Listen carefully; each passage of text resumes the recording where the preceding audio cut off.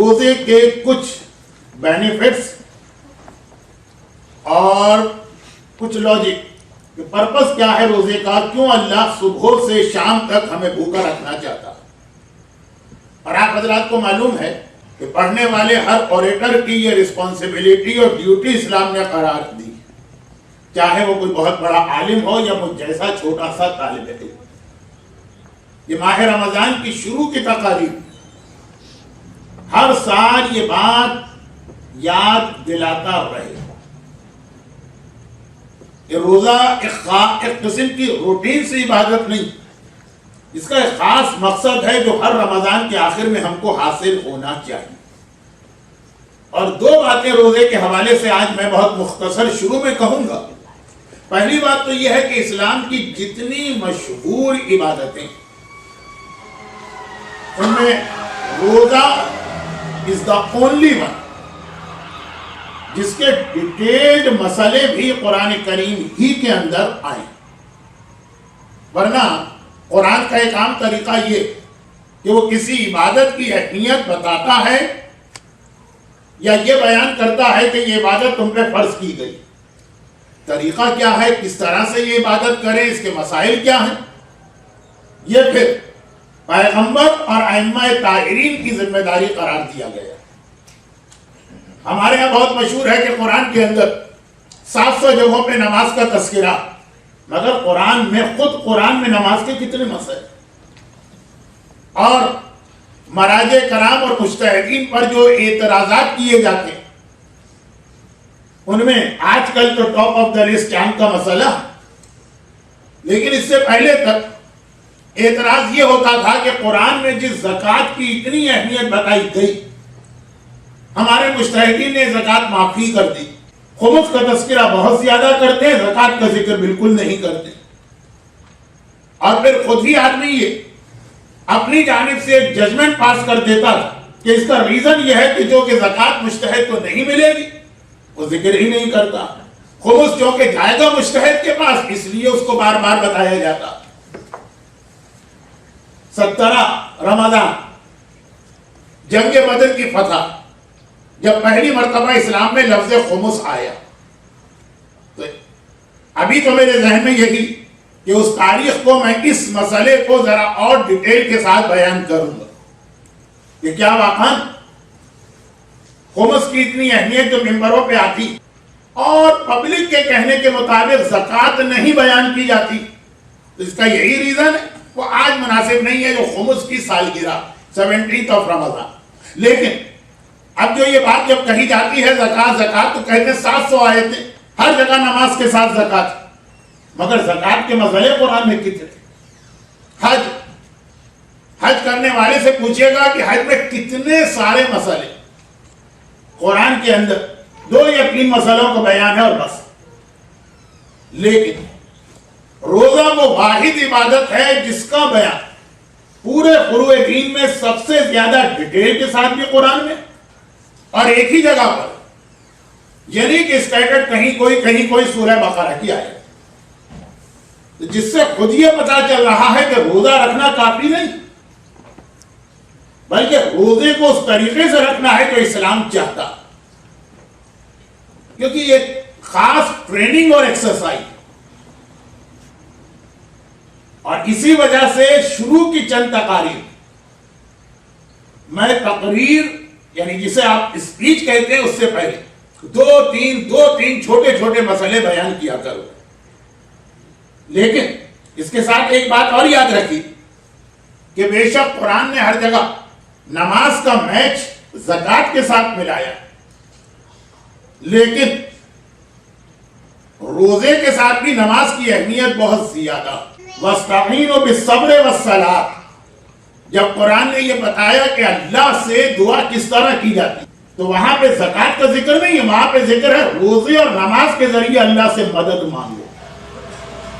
تو یہ چند دنوں کے بعد پھر نماز ہمارا موضوع بنے گا، اور بہت ہی مختصر، کیونکہ رمضان میں اتنی لمبی لمبی تقریروں کی گنجائش نہیں ہوتی، تو بہت ہی شارٹ، کم سے کم رمضان ختم ہوتے ہوتے ایک 4 رکعت نماز مومن کی جو ہے وہ درست ہو جائے، تو یہی رمضان کا ایک بہت بڑا اچیومنٹ ہے جو اس نے حاصل کیا. لیکن کیونکہ روزہ بھی فوری طور پہ مسئلہ ہے، نماز کے مسئلے تو پورا سال چلتے ہیں.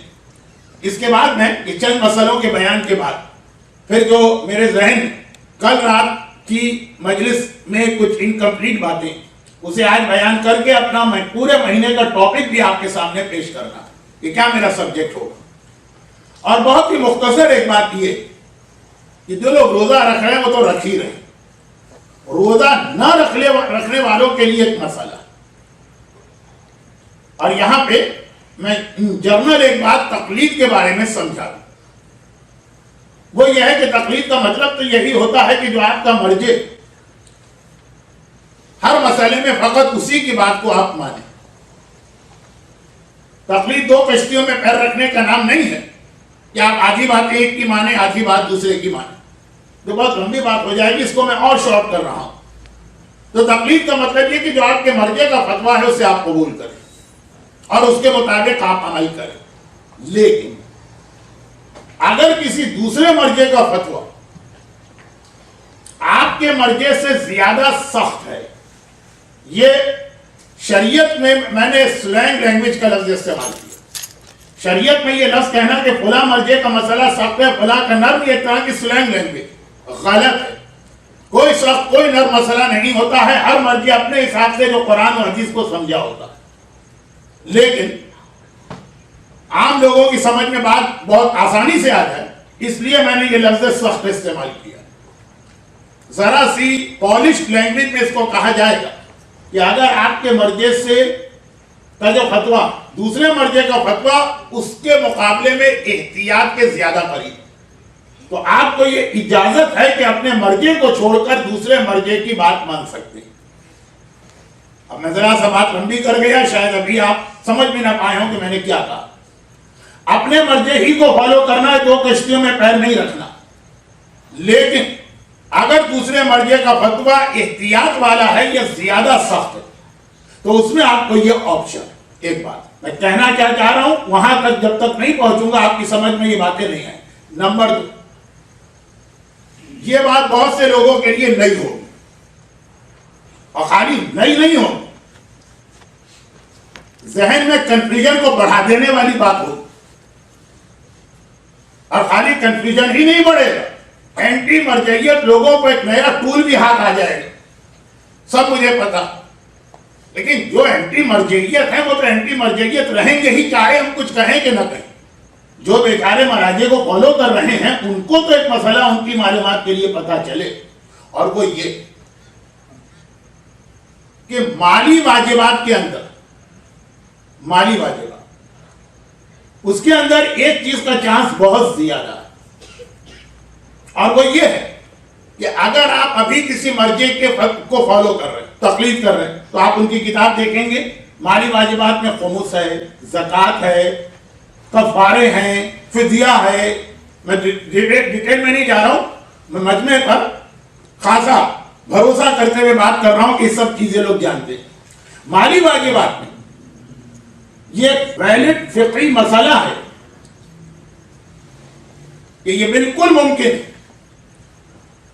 کہ جو آج آپ کے مرجع کا فتویٰ ہے اس کے حساب سے آپ نے زکوٰۃ دی، اس کے حساب سے آپ نے خمس دیا، اس کے حساب سے آپ نے فطرہ دیا.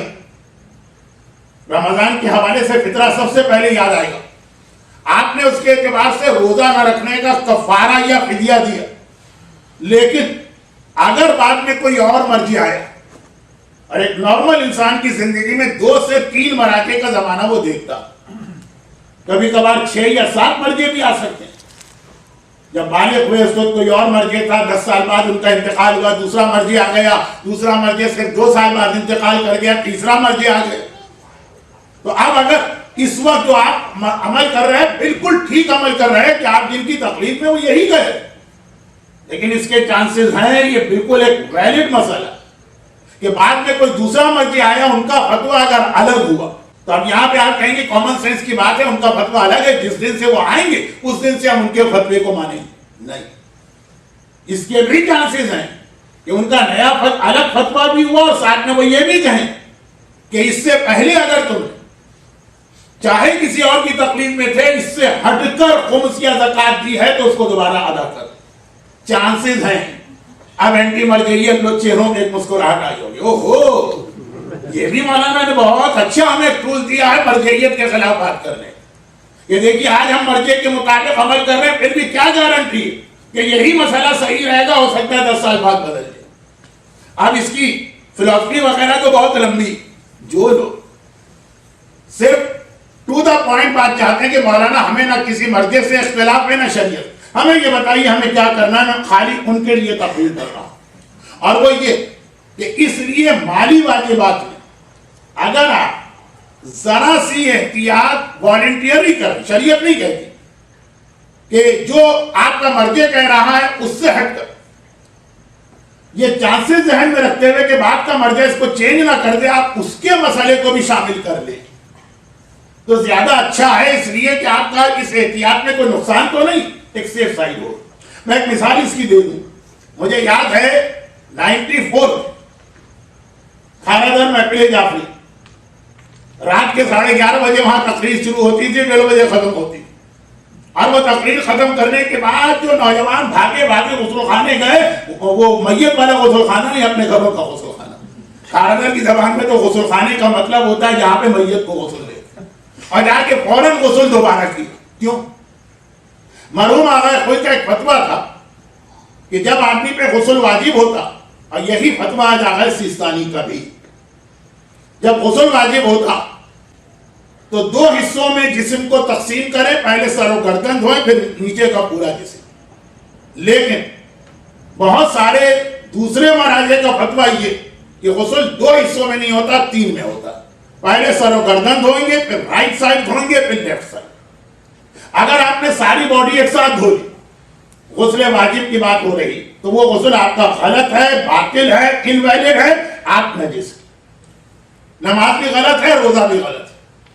اب یہ امام خمینی کا یہ فتویٰ تھا، آغا خامنہئی کا آج بھی یہ فتویٰ ہے۔ اور 94 خاردر کے جو مومنین تھے ان میں ایک نام آغا روحانی کا تھا۔ آغا روحانی جو ہمارے مراجع میں سے ایک مرجع تھے، بہت کم، ان کو 2 سال ملے، آغا گلپائقانی کے بعد اور آغا سیستانی سے پہلے۔ ان کا یہ فتویٰ تھا جو آغا خمینی والا ہے کہ 2 حصوں میں غسل نہیں چلتا، سر و گردن دھوئیں، پھر رائٹ سائڈ پھر لیفٹ سائڈ۔ اگر آپ سر و گردن کے بعد ساری باڈی ایک ساتھ دھو لی، جو آغا خوئی کے یہاں ویلڈ ہے، آغا سیستانی کے یہاں ویلڈ، آغا روحانی کے یہاں انویلڈ، تو آپ کا غسل نہیں ہوا، آپ نجس ہیں، آپ روزہ نہیں رکھ سکتے۔ اب آغا روحانی کی تقلید کو پہلے ہی سال تھا، رمضان میں اسی طرح میں نے مسئلہ بتایا، 90% نوجوان جو مجمع میں بیٹھے تھے وہ آغا خوئی کے طریقے سے غسل کرتے چلے آ رہے تھے، اور آغا خوئی کی مرجعیت میں کس کو شک، آغا خوئی کے علم میں کس کو شک، آغا خوئی کے فقیہ ہونے میں کس کو شک، مگر اب جن کی تقلید اب واجب ہوئی ہے ان کا فتویٰ دیکھنا پڑے گا۔ انہوں نے کہا کہ انہوں نے صرف اتنا کہا کہ ہاں اب تک جو غسل آپ نے کیے اس مرجع کے حساب سے ٹھیک ہے تو ٹھیک، لیکن جو کہ اب میرے فتوے سے غلط ہے، اس موقع پر اب اس وقت رات کے 1:30 بجے آپ نے جس، اور ابھی جو فجر کے وقت آپ کو روزہ رکھنا ہے، تو اگر غسل کیے بغیر رکھ لیا تو آپ کا روزہ غلط ہے۔ وہ جو پھر نوجوان وہاں سے بھاگے تھے، گھر والے بھی پریشان ہو گئے تھے۔ یہ وہ زمانہ تھا جب کاراگر کے بزرگ اکثر مجھ سے ناراض رہتے تھے کہ روزانہ کوئی نئی چیز لے کے آ جاتے ہیں، ہمارے نوجوانوں کو گمراہ کر دیتے ہیں۔ یہ دیکھیے لائن لگی ہے گھر کے غسل خانے پر، اس وقت گھر میں ایک ہی غسل خانہ ہوتا تھا، بلکہ جمعہ ہاؤس وغیرہ بلڈنگوں میں تو پورے فلور کے اوپر ایک غسل خانہ ہوتا تھا۔ تو اب میں بات کو کیوں ادھر ادھر پھیلاؤں، تو خلاصہ یہ کہ یہ ایک چانس ہے اور ایسی مثالیں آ گئی۔ اب آئیے میں یہ ساری باتیں آپ کا ٹائم ویسٹ کرنے کے لیے کہہ رہا ہوں، نہیں، ایک بہت اہم مسئلہ بتانا۔ یہ تو پھر بھی وضو اور غسل کی غلطی جو جسمانی عبادت ہے، مالی عبادت نہیں۔ جسمانی عبادت میں تو یہ ہوتا کہ جس مرجع کے زمانے میں آپ نے عمل کیا وہ صحیح مانا جائے گا، آج سے اپنا عمل چینج کریں۔ مالی عبادت میں ہوتا ہے کہ نہیں، آج سے نہیں، پیچھے کبھی شاید آپ کو جو ایریئرز ہیں وہ دینا پڑے۔ اب آئیے ایک مسئلہ، اور میں اسی لیے اس میں کوئی مرجع کا نام نہیں لے رہا، بیمار آدمی کے لیے روزہ معاف ہے۔ اور بیمار کی 2 کیٹیگری، ایک بیمار کے لیے معاف ہے، ایک بیمار کے لیے حرام ہے۔ جس کے لیے روزہ معاف ہے وہ اگر روزہ رکھ لے زحمت اٹھا کے تو اس کا روزہ صحیح مان لیا جائے گا، تم پر واجب نہیں تھا، تم ایگزمپٹڈ سے رکھ لیا تو ٹھیک. لیکن وہ بیمار آدمی جس کے لیے روزہ حرام ہے، وہ اگر روزہ رکھ بھی لے کسی طرح تکلیف اٹھا کر، تو روزہ اس کا صحیح نہیں مانا جائے گا، الٹا وہ گناہگار بھی ہوگا اور اس روزے کی قضا بھی کرنا. بیماروں کی 2 کیٹیگریز. اس وقت ہمیں اس تفصیل میں نہیں جانا کہ حرام والے کون لوگ ہیں اور وہ بیمار کون ہیں جن پہ حرام نہیں ہے لیکن ایک معافی اسلام نے دی. مسافرت والا آدمی پہلی کیٹیگری میں آتا ہے جس کے لیے روزہ حرام ہے. یہ نہیں ہے کہ روزہ معاف ہے لیکن اگر تکلیف اٹھا کے رکھ لو تو اللہ روزہ قبول کر لے گا، نہیں، یہ حرام والی کیٹیگری میں. لیکن مسافر کو آج چھوڑیں، اس کی بات کر لو. اتنی لمبی میں نے گفتگو کی تو یہ سارا مجمع ہی مسافر بن جائے گا. میری تقریر کیا خلاصہ یہ ہے کہ بیمار آدمی روزہ معاف ہے یا حرام، دونوں کیٹیگری. وہ روزہ نہیں رکھ رہا تو اس کو ہر روزے کے بدلے ایک فدیہ دینا پڑتا ہے. اب چونکہ دنیا میں ہر جگہ ویٹ کے الگ الگ اس وقت یونٹ چل رہے ہیں، پاکستان کے اعتبار سے ہم کہتے تھے 14 چھٹا، یا جو آج کل نئی چیز ہے تو 3/4 کلو. بہرحال وہ حساب تو آپ بعد میں کر لیجئے گا، وہ اتنی اہم چیز نہیں بتا رہا. لیکن بیمار آدمی کو ہر روزے کے بدلے میں تقریباً 1 کلو، تقریباً 2 پاؤنڈ، اب جو بھی آپ کہیں چلے، یہ کھانے پینے کی چیز دینا. اس میں 2 بڑی غلط فہمیاں، لوگ 2 غلط ایکشن ہوتے تھے. نمبر 1، لوگ پیسے دیتے تھے. پیسے نہیں چلے. بیمار آدمی کو کھانا ہی دینا، فوڈ اسٹاپل، وہی میٹ ہے یا وہی رائس ہے یا وہی روٹی. اگر اسی کے ایکویلنٹ کیش دے دے تو کیش نہیں چلے. پہلی بات تو یہ تو میں پچھلے سال اور اس سے پچھلے سال 2 سال پہلے میں بھی بتا چکا ہوں. اس کے بعد کا مسئلہ ہمارے ایک طریقہ یہ کامن پریکٹس انڈیا میں اور پاکستان، وہ یہ ہے کہ ایک آدمی بیمار اور اسے پتا ہے کہ مجھ میں روزے کی طاقت نہیں، تو اس نے پورے مہینے کا کیلکولیشن کیا کہ کتنا میرے اوپر مثلا 30 دن کے 60 پاؤنڈ کھانے کی چیز بنتی ہے، وہ اس نے پہلی رمضان کو جا کے دے. اکارڈنگ ٹو میجورٹی آف مراجع یہ غلط ہے. یعنی جو آپ نے دے دیا وہ چیریٹی بنے گی، روزے کے بدلے والا جو آپ کو دینا تھا وہ نہیں بنے گا. کیونکہ روزے کے بدلے جو دیا جاتا ہے 2 پاؤنڈ پر روزہ، وہ اس سال آپ بیمار ہیں واجب ہوگا اگلے سال جب رمضان کا چاند نظر آئے گا.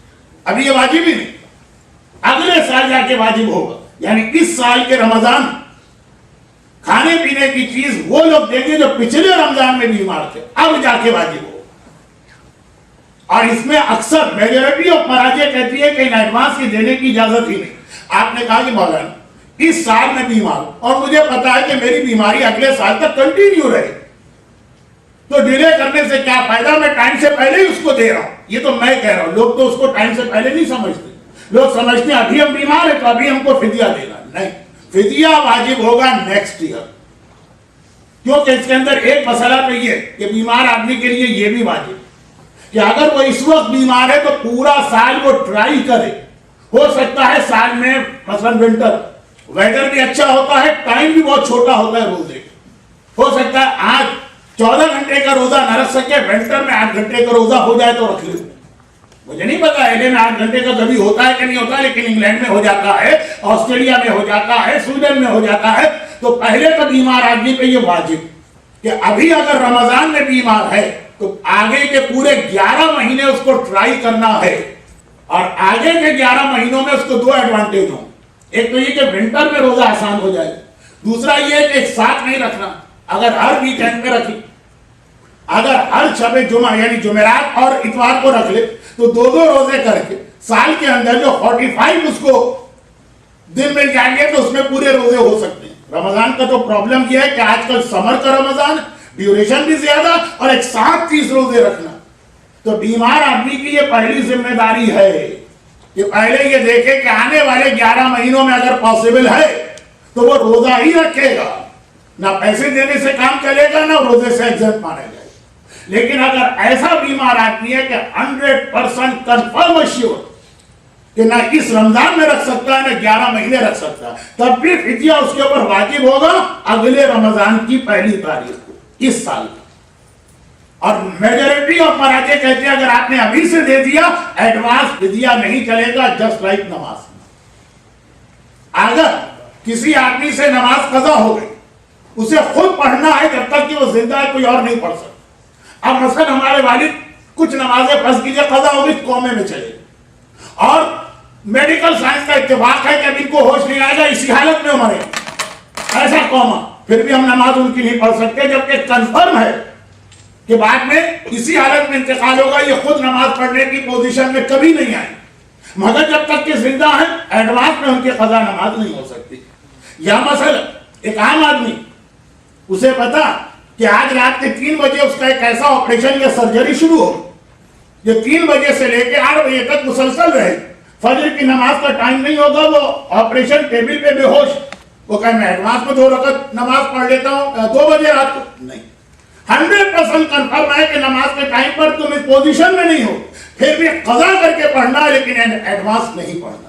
یہ فدیے کا ایک مسئلہ ہے، بہت تیزی سے میں نے سمجھانے کی کوشش کی تاکہ ایسا نہ ہو کہ بیچارے فدیہ دے بھی رہیں اور پتہ چلے کہ قیامت کے دن ان کے ایریئرز میں یا واجبات میں یہ لکھا ہوا گیا کہ اس نے رمضان کے روزے بیماری میں چھوڑے، اور ہم نے کہا تھا فدیہ دو، اور اس نے فدیہ بھی نہیں دیا، اس لیے کہ بہت سارے گناہ ہمارے یہاں انٹینشنلی اور پرپزلی نہیں ہوتے، لیک آف نالج اور اگنورنس کی وجہ سے ہوتے، اسی لیے بیسٹ مومن اس کو کہا گیا جو عبادت کم کرے لیکن معلومات کے ساتھ کرے، علم کے ساتھ کرے۔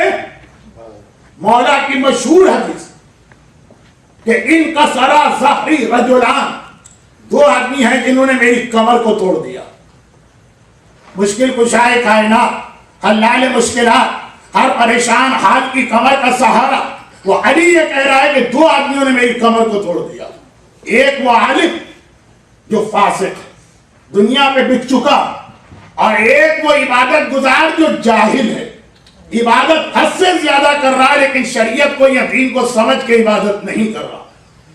امام نے اس کی جو مثال دی اسے آپ یہاں پہ بخوبی سمجھ سکتے ہیں، بلکہ کئی دفعہ سنی بھی ہوگی۔ کہا کہ ایسا عبادت کرنے والا روزہ رکھ رہا، اس کو پتہ ہی نہیں روزے کے مسئلے کیا، جو میں نے کل زیارت وارثہ کے لیے کہا کہ زیارت وارثہ ہر شب جمعہ ہمارے یہاں پڑھی جاتی ہے، کیوں؟ جب سے ہم نے ہوش سنبھالا یہی دیکھا۔ کیا اس کا بیک گراؤنڈ؟ زیارت وارثہ امام نے کس مومن کو دی؟ زیارت وارثہ امام نے کس وجہ سے دی؟ مومن نے اپنا کیا پرابلم بتایا جب چھٹے امام نے کہا زیارت وارثہ پڑھو؟ کتنے لوگوں کو یہ ساری چیزیں معلوم؟ وہ کل کی بات۔ اسی انداز جب سے ہوش سنبھالا، جیسے روزے چل رہے ہیں ویسے رکھو، جیسی نمازیں ہیں ویسی نماز پڑھو۔ مولا نے کہا وہ عبادت کرنے والا جو لیک آف نالج کے ساتھ عبادت کر رہا ہے، اس مسافر کی طرح جو صحیح سڑک پر آ گیا، ڈائریکشن اس کی الٹی، وہی روڈ جس پر اس کو جانا، وہی ہائی وے ہے، وہی فری وے ہے جس پر اس کو جانا، وہی نمبر لکھا ہوا ہے جو نمبر بتایا گیا، مگر نارتھ کی جانب جانا ہے، وہ صحیح روڈ پر ہے، ساؤتھ کا رخ کیے ہوئے۔ جتنا زیادہ تیز دوڑے گا اتنا اپنی منزل سے دور ہوتا چلا جائے گا۔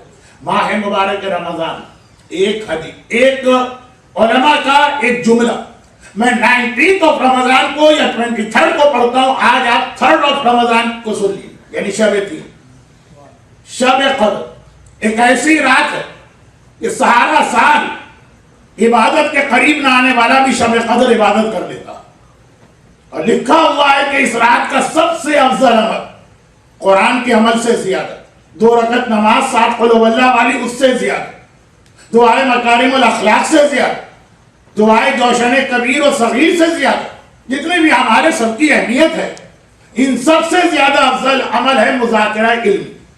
2 مسئلے شریعت کے آپ اس رات کو سیکھیں، اس کا ثواب ان سب سے زیادہ۔ 102 رکعت نماز آپ نے پڑھی، اور ایسے کپڑوں میں پڑھی جس کے اندر نماز ہی باطل تھی کیونکہ خمس نہیں نکلا ہوا، تو پتہ چلا کہ 102 رکعت نماز پڑھ کے بھی آخر میں 0 پہ آپ کھڑے ہوئے۔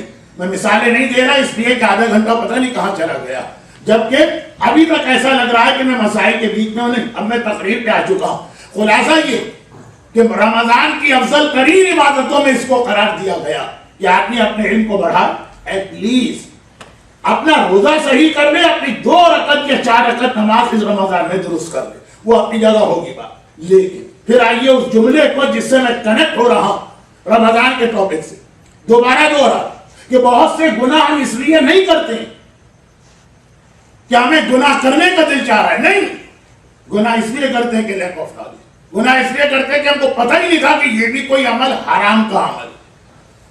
گناہ سن. کل میں نے شب جمعہ کے 3 میسج دیے تھے. امام زمانہ، عذاب قبر، دعا. اور یہ بات یاد رکھیے کہ 2 چیزیں اسلام نے ایسی بتائیں جو ان تینوں کو آپس میں ملاتی. 2 چیزیں جو تینوں کو ایک دوسرے سے کنیکٹ کرتی. جیسے حدیث قصہ کے حوالے سے ایک جملہ علماء کرام اور خطباء اعظام سے سنتے ہیں. حدیث قصہ میں شہزادی فاطمہ کو مرکز بنایا گیا. ان فاطمہ کو وہ ابوہا وہ بالوہا وہ بنوہا، یہی جملہ پہ استعمال ہوا. اور آپ نے بار بار سنا، میں تو آپ کو وہاں سے لے جا رہا ہوں، تولہ سے میں لے جا رہا ہوں تبرک کی اس منزل کے اوپر، جس کی تفصیل بعد میں آئے گی، لیکن جملہ آج مکمل ہو. کہا اس لیے کہ فاطمہ کی ذات وہ ذات جو ان تینوں کو ملانے والی. سب بے شک ایک نور کے ٹکڑے ہیں، مگر اس دنیا میں مختلف رشتوں کے ساتھ آئے. فاطمہ وہ ہے کہ جو تینوں کو ملاتی ہے، رسالت کو بھی، امامت کو بھی، حسنین کو بھی. اور وہ کس طرح سے کہ جتنے بھی چادر تطہیر کے نیچے جمع دنیاوی اعتبار سے ان کے ایک دوسرے سے رشتے ڈائریکٹ نہیں. رشتے 2 ہوتے ہیں، ڈائریکٹ انڈائریکٹ. باپ اور بیٹے کا رشتہ ڈائریکٹ، شوہر اور بیوی کا رشتہ ڈائریکٹ، نانا اور نواسے کا رشتہ ڈائریکٹ نہیں ہے، انڈائریکٹ. بیچ میں ایک عورت ہے جو بچوں کی ماں بنی ہے، اس کی بیٹی بنی ہے، تو اس نے نانا کو نواسے سے ملا. تو یہ رشتے داریاں جو ہیں وہ کچھ ڈائریکٹ ہے، کچھ انڈائریکٹ. چادر تطہیر میں جس کو بھی مرکز بناتا اللہ، اس کا رشتہ سب سے ڈائریکٹ نہ ہو. اگر خدا کہتا ہے یہ رسول یا علی اور رسول ایک ہی نور کے 2 ٹکڑے ہیں، لیکن دنیا میں جو رشتے میں آئے ہیں، چچا زاد بھائی کا رشتہ ہے وہ بھی ڈائریکٹ نہیں، خسر اور داماد کا رشتہ ہے وہ بھی ڈائریکٹ نہیں. بیٹی کے ذریعے سے داماد سے رشتہ بنتا. اگر علی کو مرکز تعارف بنایا جاتا، علی کا رشتہ فاطمہ سے ڈائریکٹ ہے، حسنین سے ڈائریکٹ ہے، لیکن رسول سے انڈائریکٹ. حسنین کو اگر مرکز تعارف بنایا جاتا، رشتہ علی سے ڈائریکٹ ہے، فاطمہ سے ڈائریکٹ ہے ماں، رسول خدا سے انڈائریکٹ ہے نانا. واحد ذات چادر تطہیر کے نیچے فاطمہ کی، جس کا سب سے رشتہ براہ راست ہے. پیغمبر کی بیٹی ہے، باپ اور بیٹی کا رشتہ براہ راست ہے. حسنین کی ماں ہے، ماں اور بیٹے کا رشتہ براہ راست ہے. علی کی بیوی ہے، شوہر اور بیوی کا رشتہ براہ راست ہے. تو ایک ایسی ذات ہے فاطمہ کی جو پورے چاروں پنجتن میں سے 4 کو جوڑنے اور ملانے والی. یہ تولائی جمرہ. اور اب آئیے تورا کے حوالے سے ایک بات کہی جاتی ہے، گناہ. یہ ایک ایسی چیز ہے جو ان تینوں ٹاپک کو ملانے والی ہے، جو رمضان کے بھی ہیں اور شب جمعہ کے بھی ہیں. گناہ امام زمانہ کے حوالے سے بھی سمجھنا ضروری، گناہ دعا کے حوالے سے بھی سمجھنا ضروری، گناہ قبر کے عذاب کے حوالے سے بھی سمجھنا ضروری. مولا آپ ہماری زیارت، آپ ہمیں زیارت کا شرف کیوں نہیں دیتے؟ ایک نہیں کتنے ایسے واقعات ہیں جس میں امام زمانہ سے یہ سوال ہوا. اور خالی خیبت کبریٰ نہیں، جن واقعات پہ ہم بہت زیادہ ٹرسٹ نہیں کر سکتے، ایون خیبت صغریٰ میں جو بالکل ٹرسٹ ورتھی واقعات ہیں. مولا ہم نے مانا آپ بنو عباس کے خلفاء سے غائب، سمجھ میں آ گئے. مولا ہم نے مانا کہ آپ صدام اور اس جیسوں سے غائب ہیں، سمجھ میں آ گئے. لیکن ہم سے کیوں غائب؟ اپنے ماننے والوں سے، اپنے چاہنے والوں سے جو دن رات آپ کے لیے تڑپ رہے ہیں. تو امام کے جواب میں 2 جملے. پہلا جملہ یہ کہ تم کیا میرے لیے تڑپو گے، میں تمہارے لیے تڑپ رہا ہوں. امن یجیب المضطر اذا دعا، حدیثوں میں ہے کہ یہ لفظ مضطر امام زمانہ کا ٹائپ ہے. مضطر جب دعا کرتا ہے اللہ اس کی دعا قبول کرتا. مضطر کون ہے؟ امام زمانہ. کیوں مضطر ہے؟ وائے اس لیے ہمیں اور آپ کو وہ اپنی زیارت کرانا چاہتے ہیں. وہ ہم سے زیادہ وہ بے چین اور پریشان ہے کہ ظاہر ہو جائے. لیکن پہلا جملہ یہ کہا کہ تم کیا مضطر ہو گیا، میں تمہارے لیے مضطر. مگر پھر مولا کیوں نہیں آتے؟ کہا تمہارے گناہ. یہ جملہ ہے روایت کا، علی ابن مہزیار کوفی کا واقعہ. اس سال بعض حالات کی وجہ سے ماہ رمضان کی ہماری زیادہ تقاریر کا ٹاپک امام زمانہ ہو.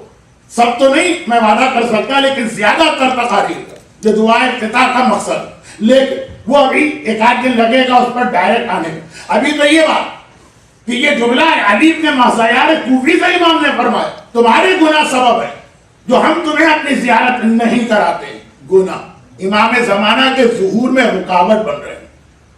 اور دعا، یہ تو کل ہی آپ پڑھ بھی رہے تھے اور اسکرین پہ دیکھ بھی رہے تھے، اللہم اغفر لی الذنوب التی تحبس الدعاء. خدا بندہ میرے گناہ معاف کر دے جو دعا کے راستے میں رکاوٹ بن جاتے ہیں. دعا کی قبولیت اپنی جگہ پر ہے، لیکن گناہ وہ چیز ہے جو امام زمانہ کو ظاہر ہونے سے روک رہی. دعا وہ چیز ہے جو ہماری دعا قبول، گناہ وہ چیز ہے جو امام زمانہ کو ظاہر ہونے سے روک رہی. گناہ وہ چیز ہے جو امام زمانہ کے حق میں جو ہم دعا کرتے ہیں اس دعا سے ہم کو روک رہی.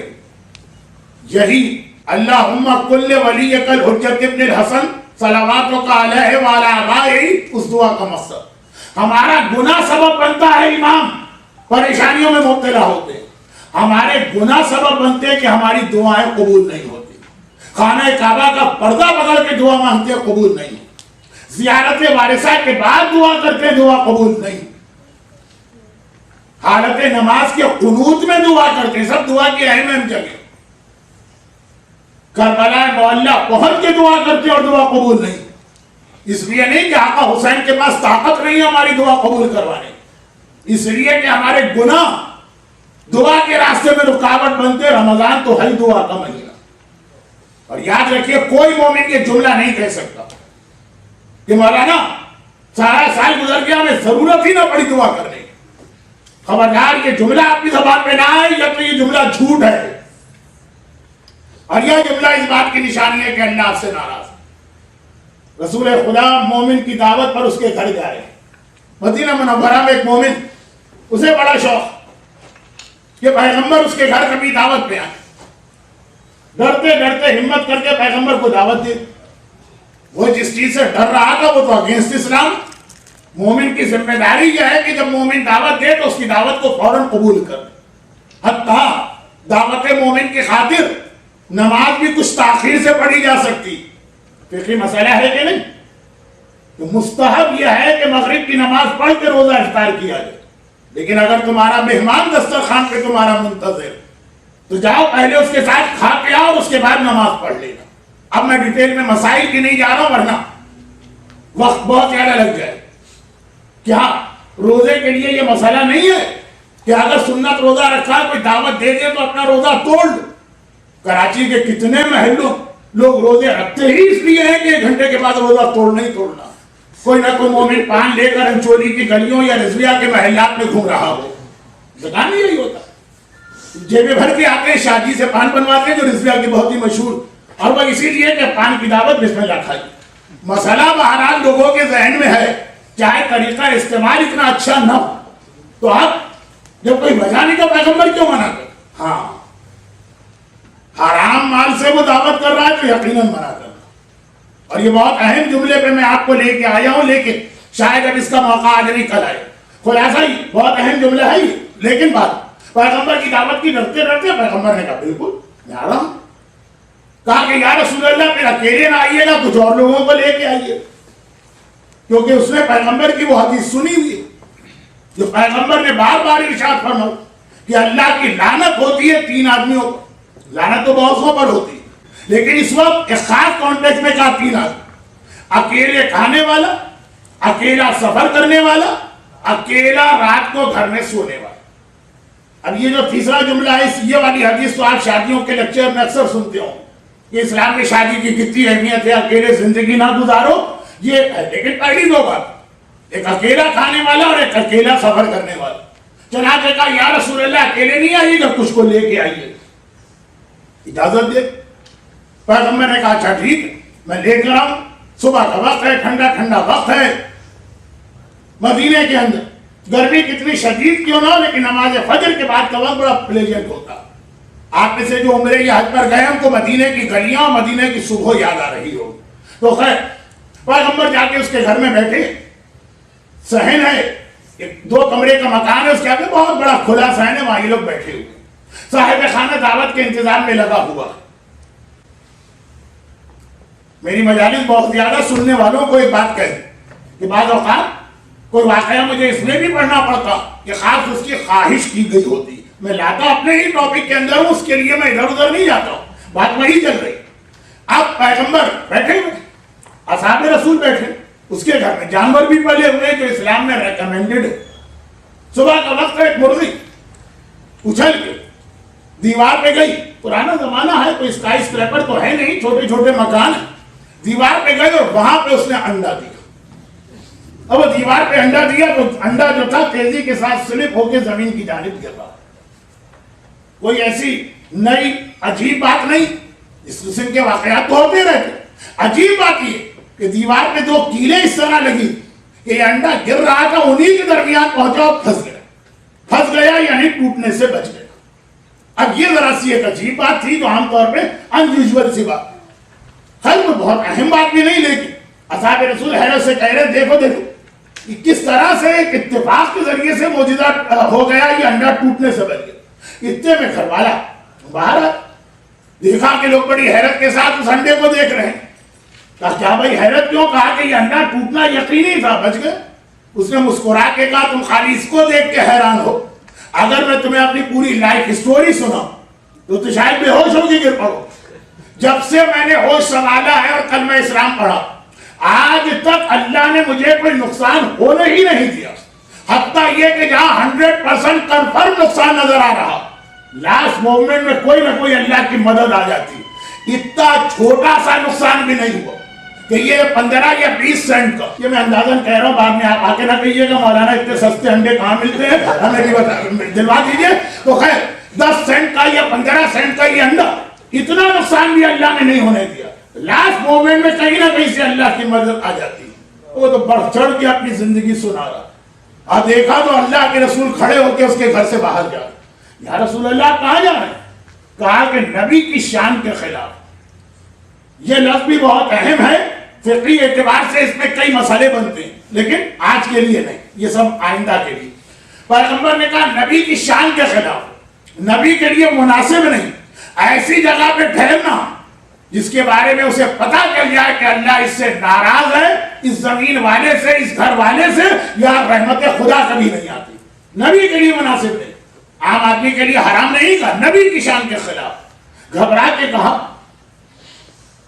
یا رسول اللہ کیا ابھی جبرائیل نے آ کے وحی دی؟ کیونکہ جب پیغمبر نے کل یہ دعوت قبول کر لی، دیٹ مینس کل تک پیغمبر کے علم میں یہ نہیں تھا، علم میں تو ہوگا لیکن پیغمبر نے اس کو ظاہر نہیں کیا۔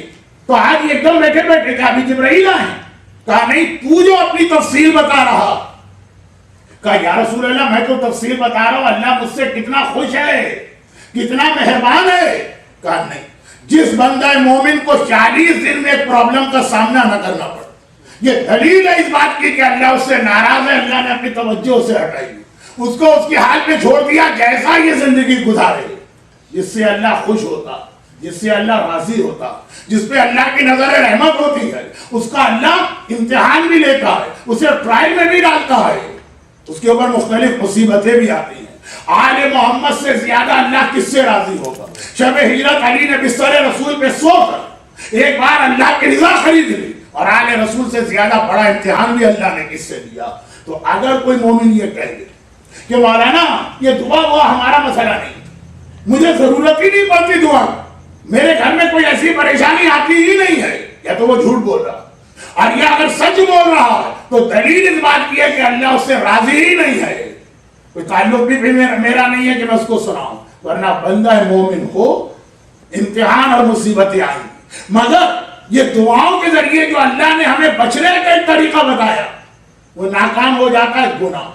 گناہ وہ چیز ہے، میں آج بتائی جملہ یہ کہہ رہا تھا کہ یہ تینوں چیزیں جو شب جمعہ کی بھی ہیں اور پورے رمضان مہینے کی بھی ہیں۔ کل کا جملہ انگلش لیکچر میں ذرا انکمپلیٹ رہا، یہ تینوں چیزیں عذاب قبر، امام زمانہ، دعا، پورے رمضان کی 30 راتوں کی ہے، سال کی پوری 52 شب جمعہ کی، اور تینوں کو ملانے والی چیز گناہ امام زمانہ کے ظہور میں رکاوٹ، گناہ دعا کی قبولیت میں رکاوٹ، گناہ سبب بنتی ہے عذاب قبر۔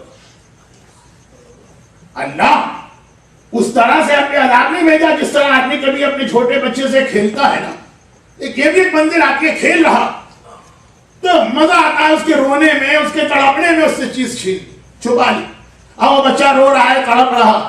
کم از کم پاکستانی بچے تو ایسے ہی کرتے ہیں. یہاں امریکہ میں تو ہر چیز پوچھنا پڑتی ہے کیا ہوگا, تو خالی آپ کیا پتہ نہیں الٹے نہیں, ہر چیز الٹی ہے. تو خیر اب یہ ہے کہ ہو سکتا ہے یہاں کے بچے یہ نہ کرتے ہوں, مگر عام طور پہ ہم نے یہی دیکھا ہے کہ بچے یہی کرتے ہیں. جب ہمیں دل چاہتا ہے بچہ رو, بچہ تڑپ کے ہمارے پاس ہے, بچے ہم سے کوئی چیز چھیننے کی کوشش کرے, ہم تو لائے اس کے لیے, لیکن تھوڑا تڑپا کر, تھوڑا ترسا کے, تھوڑا پریشان کر کے چیز اس کو دیتے.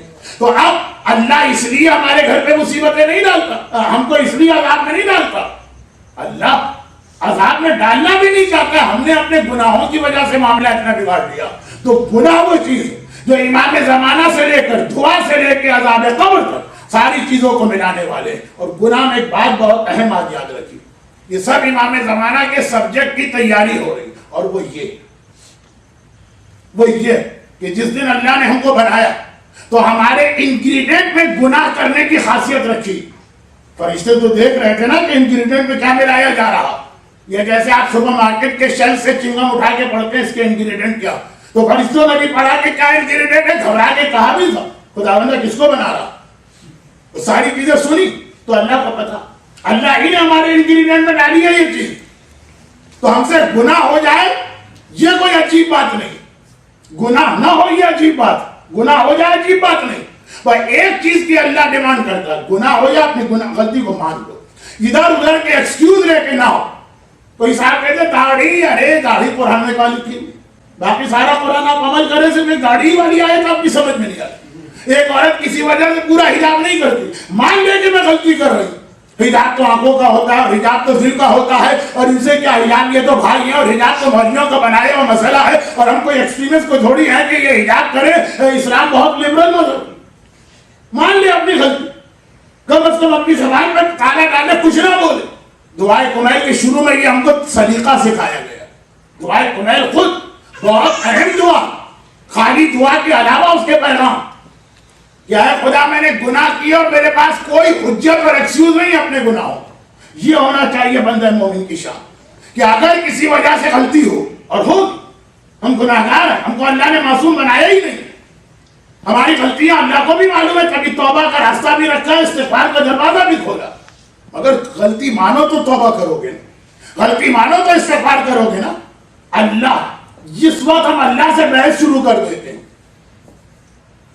اس وقت وہیں سے معاملہ بگڑتا. اور یاد رکھیے کہ یہ جو ہم ایکسکیوز لے کر آتے ہیں, لوگ کہتے ہیں مولانا اسلام اتنا اچھا اور اتنا بڑا مذہب, آپ کی مجلسیں سنیں تو لگتا ہے سارا اسلام داڑھی اور سارا اسلام پردہ ہے, کچھ ہے ہی نہیں اس کے اندر. نہیں, مسئلہ یہ نہیں ہے, مسئلہ شیطان کا طریقہ آپ کو بتانا. شیطان کیا مومن سے ایک دم سے شراب کا گناہ کروائے گا؟ نہیں. کیا مومن کو ایک دم قتل و غارت گری کے راستے میں لگائے گا؟ نہیں. کیا مومن کو زنا کے راستے میں لگائے گا؟ نہیں. شیطان کو پتا ہے کہ مومن بگڑتا کہاں سے, جب گناہ کر کے ایکسکیوز لے کر آتا ہے. یہ شیطان کا, اور اس کے لیے شیطان اسٹارٹ کرتا ہے پہلے چھوٹے گناہ سے. بہت ہی مشہور برسیسا کی روایت سن لیجیے, آج کی رات کے لیے یہی کافی. دیکھیں کتنا نیک آدمی تھا. ہمارے پاس ہسٹری میں علماء اور عبادت کرنے والوں کی کچھ مختلف ٹائپ کی لسٹیں ہیں. مثلا ایک لسٹ ہے ہمارے وہ علماء, اماموں کی بات نہیں ہو رہی, امام کا رتبہ تو اتنا بلند سوچ بھی نہیں سکتے. ہمارے وہ علماء جنہوں نے زندگی میں کبھی نہ کوئی حرام کام کیا نہ کوئی مکروہ کام کیا. لسٹ ہے پوری, ایک آدمی نہیں, پوری لسٹ. ایک لسٹ ہے وہ لوگ جن کو اللہ نے مستجاب الدعوات کا رتبہ دیا, اس میں برسیسا کا نام. مستجاب الدعوات اس آدمی کو کہتے ہیں کہ جس کو اللہ نے اس کی عبادت کی وجہ سے یہ گفٹ دیا ہے کہ جو دعا وہ کرتا ہے فوراً اس کی دعا قبول ہو جاتی ہے. فوراً, اپنے لیے کرے کہ کسی اور کے لیے. یہ باقاعدہ فہرست ہے ہمارے پاس. لیکن ان میں دو ایسے مستجاب الدعوات گزرے جو شروع میں اتنے نیک تھے, پھر اینڈ ان کا وہ ہوا. ایک جو ابھی سن رہے ہیں آپ برسیسا, اور ایک وہ بلعام باہو جس کو قرآن نے 7ویں سورے میں کتا کہا. قرآن, میں اپنی بات نہیں کہہ رہا, زیادہ سے زیادہ جو ایک بندہ ہے مومن کو کہہ سکتا ہوں گدھا اپنے آپ میں. لیکن وہ گدھے والی روایت تو اگلے بھی قائم امام زمانہ کے. کیونکہ ہمارے یہاں معرفت امام کی ایک روایت بہت مشہور ہو گئی، من مات ولم یعرف امام زمانہ مات میتۃ الجاہل۔ ایک اور روایت بھی ہے، من مات ولم یعرف امام زمانہ مات میتۃ الحمار، وہ مرے گا تو گدھے کی موت مرے گا، تو گدھے انشاءاللہ اگلے ویک میں ڈسکس کیے جائیں گے۔ ابھی فی الحال برسیسا اور بلم باؤ جس کو قرآن نے کتا کہا، وہ بھی بہت اہم واقعہ ہے، لیکن وہ امام زمانہ سے ریلیٹڈ ہے تو اس کو اگلے ہفتے ہی بتاؤں گا۔ ابھی برسیسا آج کے ٹاپک سے ریلیٹڈ ہے، گناہ ایمان کے لیے رکاوٹ بن رہا ہے، گناہ دعا کے لیے رکاوٹ بن رہا ہے، گناہ عذاب قبر کو لے کے آ۔ تین چیزیں، دو چیزیں ایسی ہیں جو ان تینوں ٹاپکس کو ملاتی، ایک نیگیٹو جو آج آپ سن رہے ہیں اور ایک پازیٹو جو آپ کل سنیں۔ برسیسا مستجاب الدعوت، جس کی حق میں دعا کر فوراً دعا قبول۔ اب سورہ حشر کے آخر میں یہ پورا واقعہ بھی موجود، یعنی جو قرآن کا اسٹائل ہوتا، قرآن پورا واقعہ تو اس طرح نہیں بتاتا جیسے ہسٹری کی بک میں لکھا، لیکن یہ قرآنی واقعہ ہے سورہ حشر کے آخر۔ یاد کرو اس انسان کا واقعہ جس سے شیطان نے کہا تھا اکفر کفر اختیار کرو، فلما کفر، جیسے وہ کافر بنا قال انی بریء منک، شیطان کو چکر میں ڈال کے یہ کہہ کے بھاگا کہ اب میرا تیرا کوئی رشتہ نہیں، انی اخاف اللہ رب العالمین، میں تو خود اللہ سے ڈرتا ہوں، میں تجھے کیا بچاؤں گا اللہ سے۔ وہ یہ واقعہ، ذرا میری سپیڈ بھی فاسٹ ہے، ذرا میری اردو بھی اسٹرانگ ہے، انگلش کا ایک لفظ بھی نہیں آ رہا، کیونکہ انگلش کے لیے تو ہمارے یہ تین ساتھی موجود ہیں جو کل اس کو ٹرانسلیٹ کر دیں گے۔ برسیسا اسی زمانے میں شہر کے ایک بہت ہی مشہور عزت والے قابل احترام گھرانے ایک لڑکی بیمار پڑی، اور ایسی بیمار کہ جیسے جیسے علاج کے وہ جو ہے نا اردو کا مصرع مرض بڑھتا گیا، جھوٹو دوا کی۔ اب یہ بڑا قابل احترام گھرانہ، بڑا پیسے والا گھرانہ، بڑا سورس والا گھرانہ ہے، ڈائریکٹ ان کی بادشاہ کے محل میں آمد و رفت، تین جوان بھائی ہیں، ان کی ایک ہی بہن، اور ایسی بیماری، گھبرا گئے، پریشان ہو گئے۔ جب سارے طریقے اختیار کر دی تو وہی جو دعا کا اصل جملہ ہے، جہاں دوا ناکام ہوتی ہے پھر وہ دعا کی منزل ہوتی ہے۔ کہا کہ ساری دوائیں ناکام، طبیبوں نے علاج بند کر دیا، ہیپیٹائٹس کے، کینسر کے، ایڈز کے کچھ مریض ہیں کہ علاج بند کر دیا۔ تو اب سیدھا برسیسا کے پاس گئے۔ برسیسا راہب اس عبادت کرنے والے کو کہتے ہیں جو عبادت کے شوق میں شہر چھوڑ کے جنگل میں جا کے بیٹھتا۔ شہر میں رہو گے عبادت کر نہیں پاؤ گے، عبادت کرنا چاہ رہے ہو، کہیں سے بیوی آ گئی، کہیں سے بچے آ گئے، کہیں سے بھائی آ گئے، کہیں سے بہنیں آ گئی، کتنی رکاوٹیں بن جاتی ہیں عبادت میں۔ اب اسلام کے اندر یہ طریقہ برسیسا والا جائز نہیں، لیکن اس وقت تو جائز تھا، چلے گیا وہ جنگل میں اکیلا بیٹھ کے عبادت کر رہا ہے۔ یہ ایک نہیں قطار کھڑی ہوتی ہے اس کے دروازے کے سامنے دعا کروانے والوں کی۔ پاکستان میں جا کے دیکھیں جو فراڈی اور چیٹر قسم کے ہوتے ہیں، خود عمر 40 سال 110 سال کے بنگالی بابا بیٹھے ہوئے ہیں، تو وہ ان کے کتنی لمبی لمبی لائنیں لگا کرتی ہیں، کیوں؟ اور برسیسا پہ جینین قسم کا آدمی تھا، لیکن جب وہاں پہنچے بہن کو لے اور کہا کہ یہ ہمارا مسئلہ، اس نے کہا کہ بھائی اس وقت فرض کم فرض بہت سارے دعا کرنے والے، جب باری آئے گی میں تمہاری بہن کے لیے دعا کروں، مگر اتنا بھائی پریشان تھے، کہا کہ ہو سکتا ہے تم بھول جاؤ، اپنی بہن کو یہی چھوڑے جا رہے ہیں، جب یہ دعا کرو، جب یہ ٹھیک ہو جائے گی ہمیں بتا دیں۔ اس نے کہا ٹھیک ہے، ڈال دو کسی کونے میں، عبادت خانہ میرا بہت بڑا۔ امام نے فرمایا دیکھیں میرا وہ جملہ ہے جسے میں ماڈرن لینگویج میں اس طرح کہتا ہوں کہ آج کے بڑے بڑے شرابی یہ جملہ کہتے ہیں کہ ہمیں اورنج جوس نے مارا ہے۔ وہ جو میرا ایک جملہ بہت مشہور ہے، میں اس کی تفصیل میں نہیں جانا چاہتا، آپ کہیں گے مولانا صرف ریپیٹ کر رہا ہے۔ شیطان کو موقع مت دو کسی حلال ذریعے سے بھی کہ تمہارے گھر میں قدم رکھے۔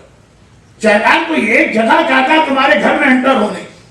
گریک مائتھولوجی میں ایک واقعہ ہے نا کہ کسی بچے کے بارے میں تھا کہ وہ مار دیا جائے گا، تو اس کی ماں نے اس کو پاؤں کی ایڑی سے پکڑ کر وہ دریا میں کھودا دیا جس سے ہمیشہ کی زندگی ملتی ہے، لیکن جہاں سے پکڑا تھا وہی جگہ پانی نہیں پہنچا اور دشمن نے وہیں پہ تیر مارا، وہ پورا آپ نے سنا ہوگا۔ تو یہ جو ہے وہ اسلام کا تصور ہے۔ شیطان کو موقع مت دو۔ تم یہ کہہ رہے ہو مولانا کیا پورا اسلام داڑھی ہے؟ پورا اسلام داڑھی نہیں ہے، شیطان کے داخل ہونے کے لیے گناہ کافی۔ تم یہ کہہ رہے ہو کہ کیا پورا اسلام حجاب ہے؟ نہیں، حجاب پورا اسلام نہ صحیح، شیطان کی انٹری کے لیے تم نے ایک راستہ کھول دیا۔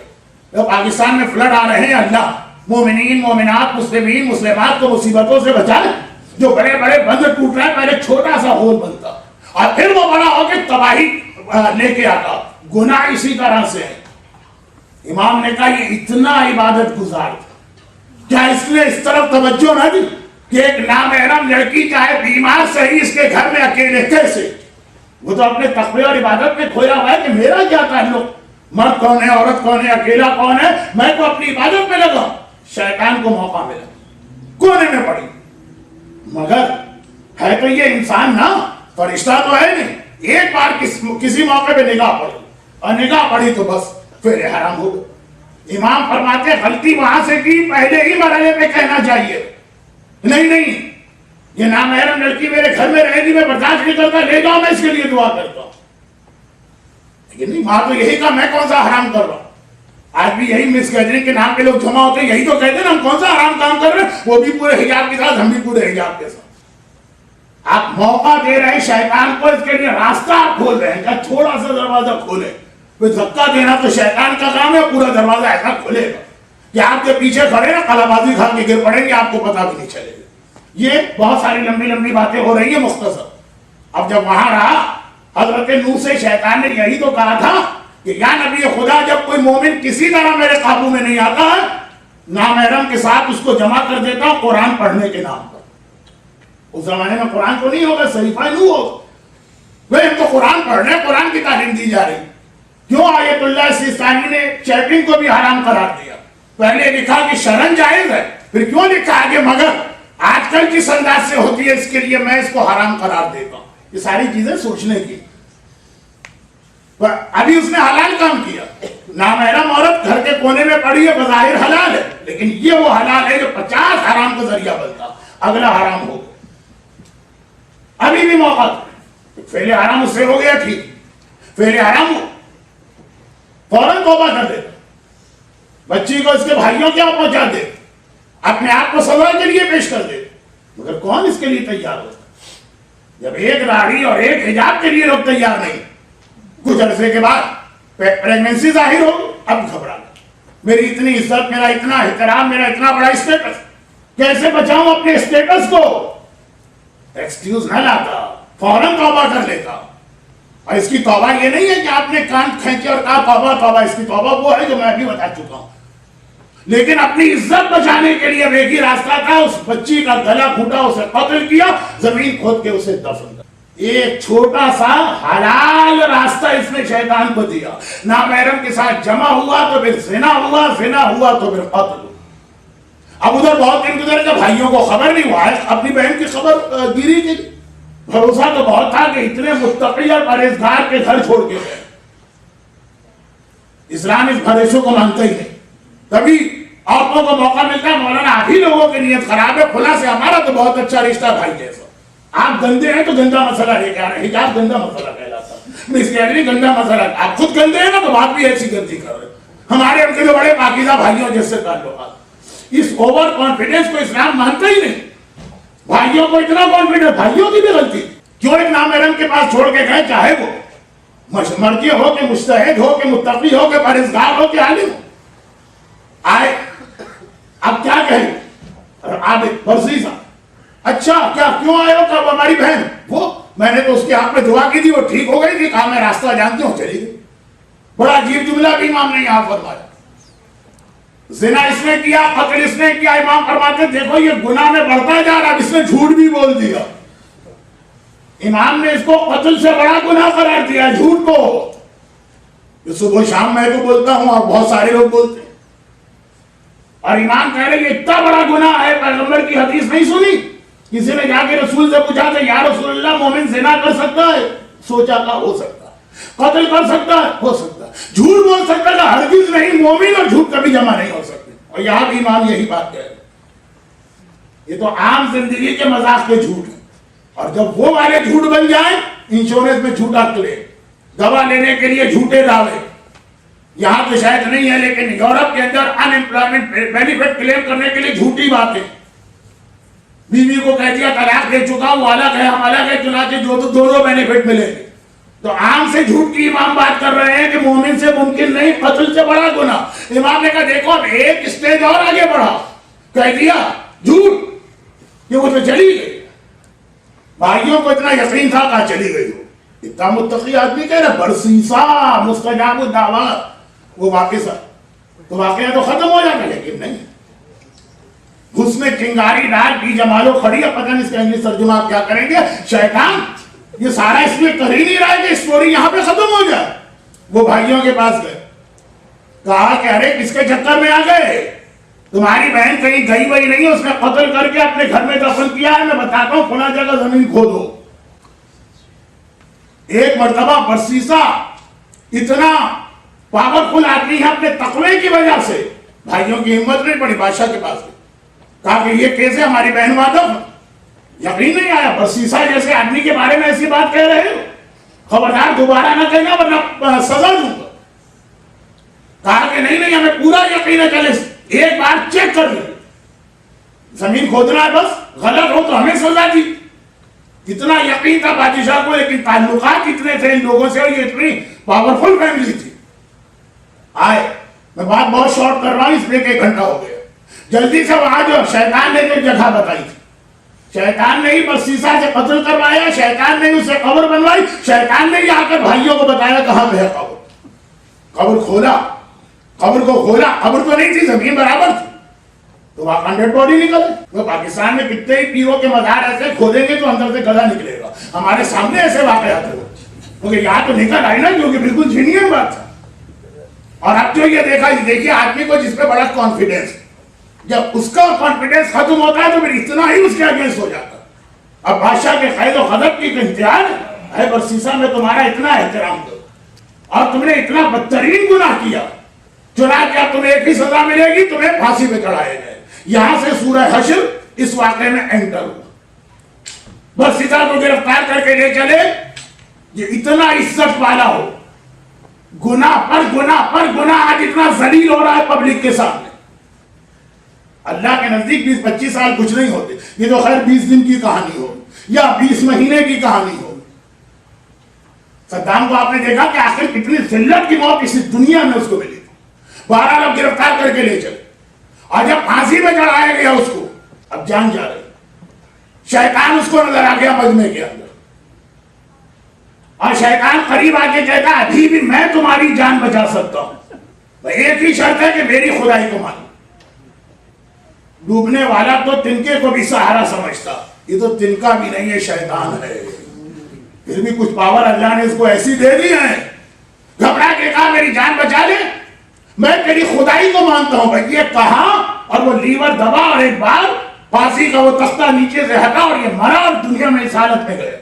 تب قرآن کی آیت ہے، اس قال للانسان اکفر، یاد کرو جب شیطان ایک آدمی برسیسا سے کہہ رہا تھا کفر اختیار کرو، فلما کفر، جب برسیسا نے کفر اختیار کر لیا تو شیطان یہ کہتا ہوا بھاگا انی بری منکا، میرا تم سے کوئی تعلق نہیں، انی اخاف اللہ رب العالمین، تو میں تو خود تو اللہ سے ڈرتا ہوں، تمہیں کیسے بچاؤں۔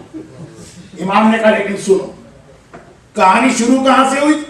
ایک نامحرم عورت تنہائی کی جگہ میں اپنی عبادت گاہ میں آنے کی اجازت دی، عبادت گاہ، بیڈ روم نہیں، عبادت گاہ، جو بظاہر بہت زیادہ کوئی فقہی مسئلے پڑھ لے جھوٹو کر کے کہے گا یہ تو مولانا حلال عمل، مگر کیسا حلال ہے کہ پھر زنا کروایا، پھر اس کے بعد قتل کروایا، اس کے بعد جھوٹ بلوایا، اس کے بعد کفر کروایا،